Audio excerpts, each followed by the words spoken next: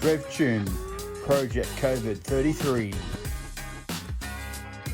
barn find. Have a look at this. Oh yeah. Comes factory with cobwebs, thrash steering wheel, and a lot of dirt. It's been sitting since 2012, boys.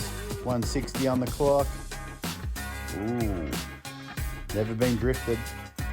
Not yet. Auto salon spec wheels. Ooh, so shiny at the back.